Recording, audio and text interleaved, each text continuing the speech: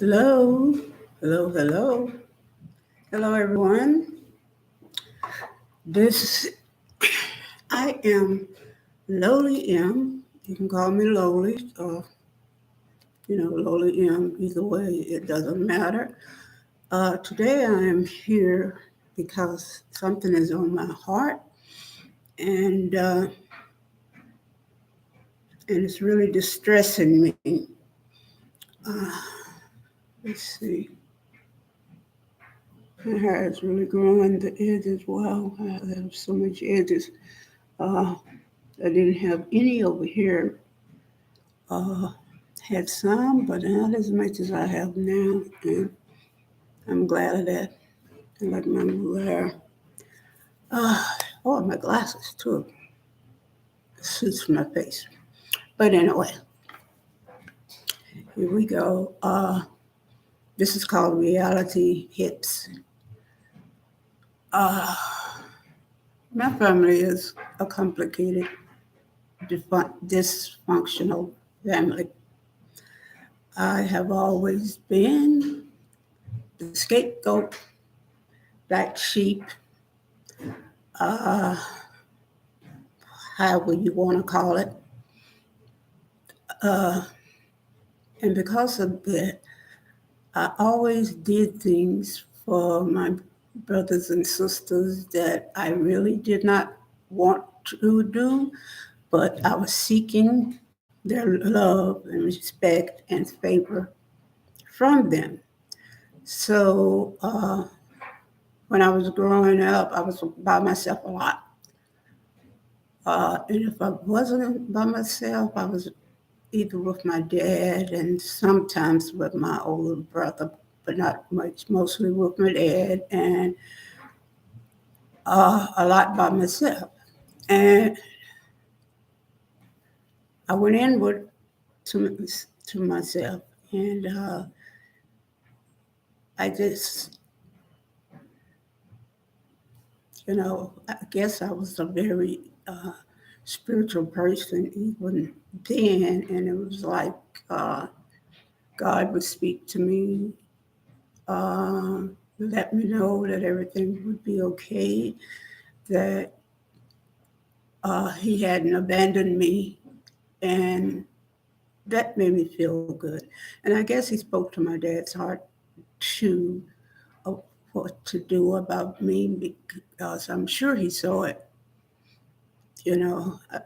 He's that type of person.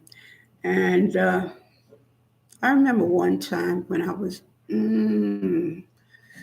don't think I was in school yet. No, I think I was about 10 years old. It was my birthday, and my sister, uh, she's 2 years younger, so she was 8. So my father, for my birthday, he bought me this beautiful, beautiful dress. It was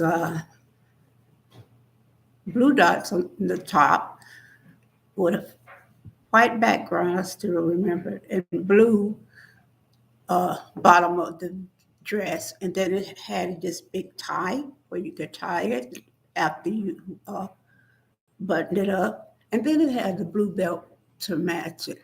Uh, and I was so happy when he gave it to me.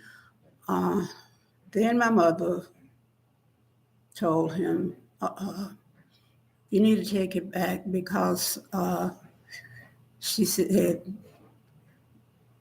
there's nothing for my younger sister." And I thought to myself, why would he buy something for her? It's not her birthday. Uh, and I didn't understand, and I still don't understand. My father,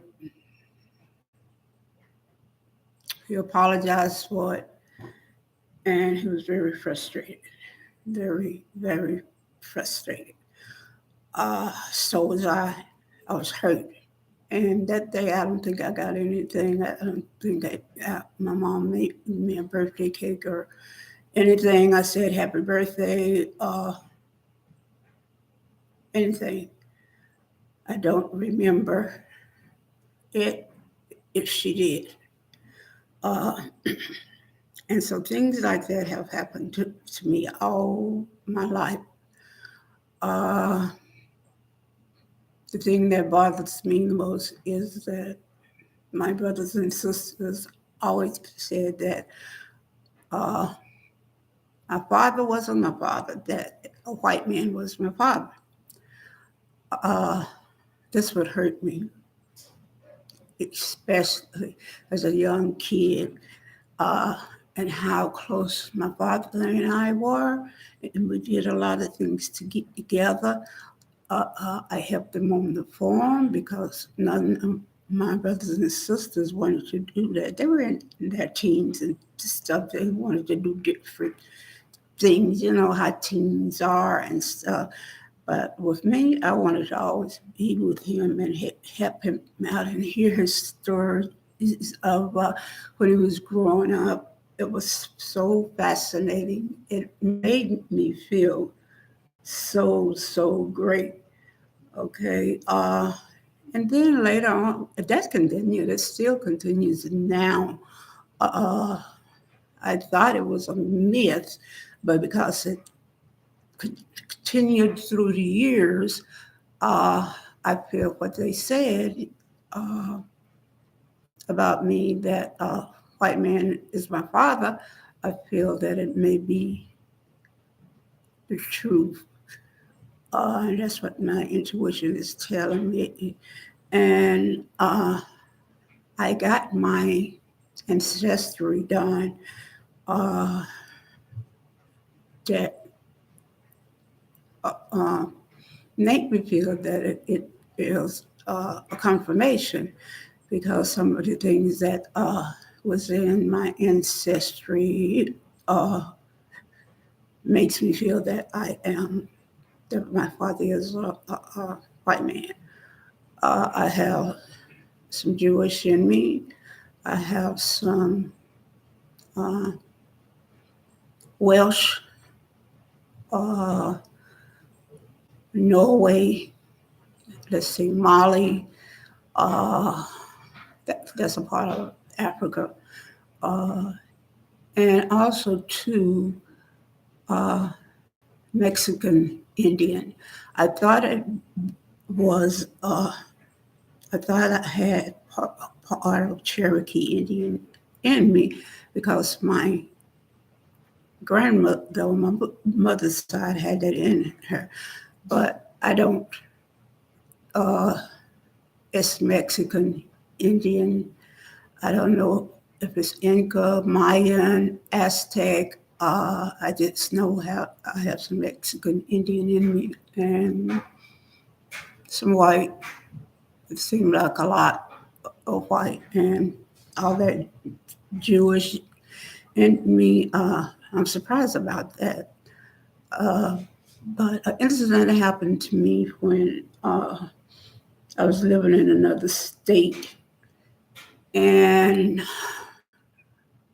there was this Jewish lady, and she was standing in her doorway, and I had come from the grocery store or something like that, and I was passing, and I said hello.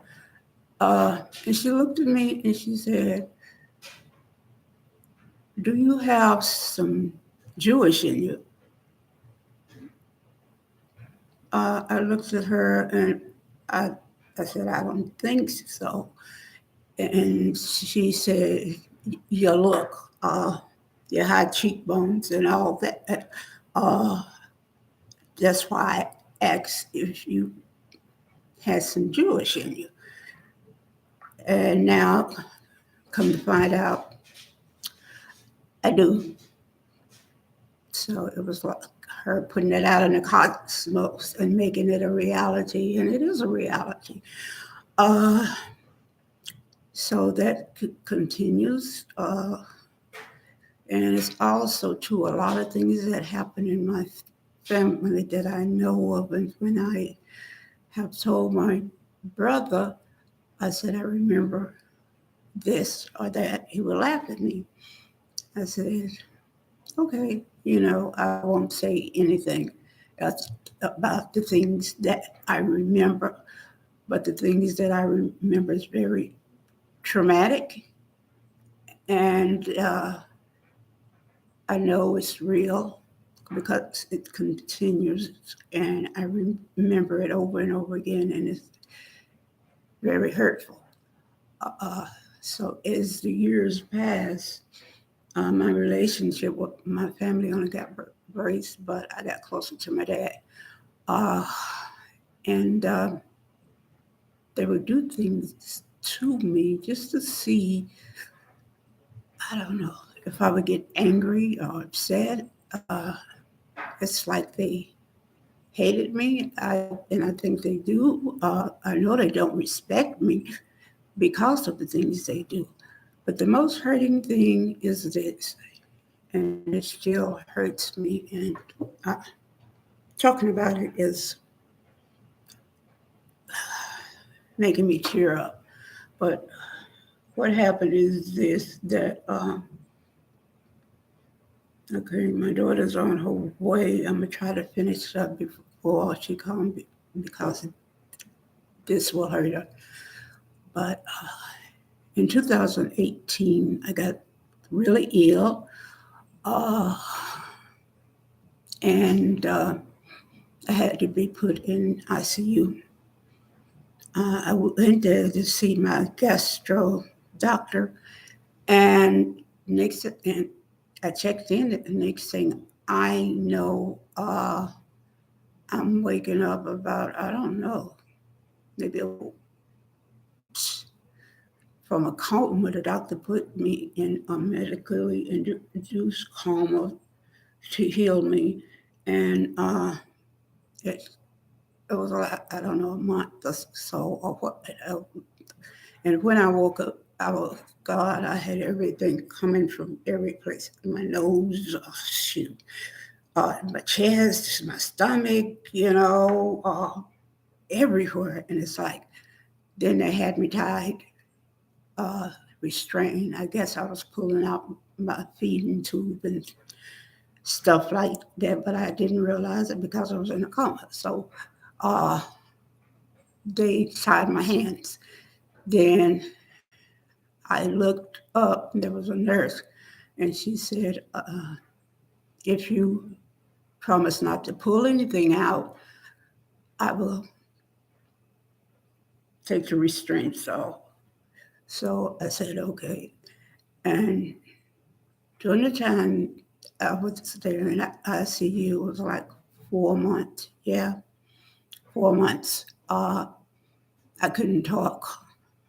Uh, my brain was all messed up. The right was the left was the right, and it was like things that I was doing. There was a paper I had to sign, and I said uh, to my daughter, "Do you want me to use my left hand? Do. I can write with my left hand." Never in my life I was able to write with my left hand, but at that time I knew I could. She said, "No, Mom, use your right hand." So I said, "Okay." Uh, oh wow, that's a hummingbird in the feeder. It's so pretty. She said, "No, Mom, use your right hand." So I did, and then I realized I couldn't have talk. Uh, and I couldn't have used my hands, and I couldn't walk. I was like a baby again, and they had to change me and everything. And while I was there, the nurses and the staff really treated me bad because I couldn't do anything for myself. Uh, so my daughter, I guess my niece was looking for me, and she called, and she called, and my daughter told her what was going on, and she hopped on the plane and came to help me and my daughter. During the whole time I was in ICU, I never heard anything from my brothers nor my sisters, and that hurts me today. I did get that from one of my sisters when I was able to talk to her. She said, "Why didn't you let us know?" Okay. Uh, I was in ICU, and you asked me this. You should have been calling and talking to my daughter and supporting her, but there was no support. And to this day, they still have not apologized or said anything to me, and that hurts. But to close, because my daughter is almost here, I have forgiven them, but the pain is there.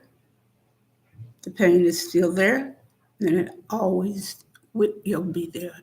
And I realize that no matter what I do or say, they will never respect me or love me.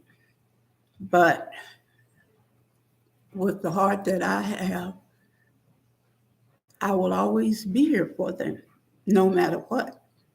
I can't say I love them or respect them right now. Right now, I just rather be far away from them because my family is toxic. And with all these terminal illnesses that I have, uh, it could hurt me. And I don't want to be hurt, and I don't want to be back in the hospital because it really upset my daughter. And I don't want to upset her.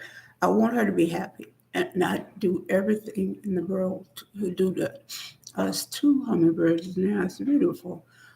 Oh, and with that time, she was at my bedside the whole time. And when I went to rehab, she would come and she would sit in bed with me. We talk about different things. I just watch television.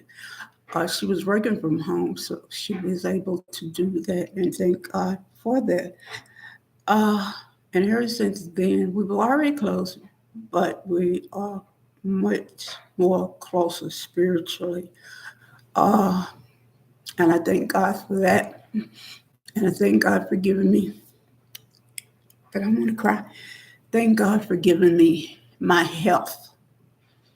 And even though I have these terminal illnesses, I can function. And I'm happier and I'm doing better than I ever thought I could. And that's because I have took the toxic people out of my life and the people that do not respect me uh, and give me the love that I give them. So uh, it stops here. The book stops here, as I said. Like I said, I'm here for my family, but right now I don't know if I love them or respect them. I just know they hurt me, and the hurt is still there. I've forgiven them, and I've forgiven myself, and I'm very, very happy. And I thank God for that. And I hope you all enjoy this. Uh, Take care of yourself and your family and keep them close. Like I said, the last post I did, I will not be doing updates here, filming. The updates in the coming soon will be in the community, on the community page. So if you want to know any updates are coming soon, what I will be doing next, or anything like that, just look at the post on the community board. All right. Uh, And I want to thank you all for your support, for my subscribers and the new people. And like, please, and subscribe. Thank you so much. Have a blessed day and take care of yourself. And as I always say, pass it on, and I will advocate for you. Have a blessed day. I love you and thank you for your support.